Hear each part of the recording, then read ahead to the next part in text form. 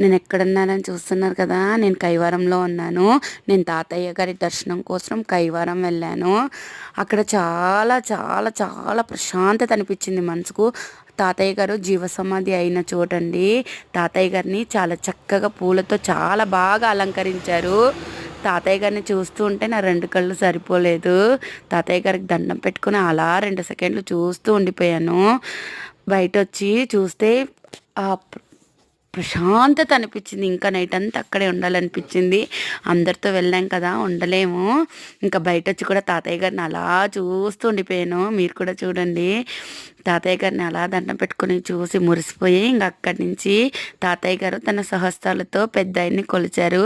అక్కడికి వచ్చి అక్కడ దండం పెట్టుకుని ఇంకా మేము బస్సులో ట్రిప్ వెళ్ళాం కదా, వాళ్ళతో కలిసి భజన మండపానికి వచ్చి అక్కడ అందరూ కలిసి భజన చేస్తున్నారు. తాతయ్య గారు అని చెప్పి మురిసిపోతూ బయట వచ్చేసాను. టాటా బాయ్.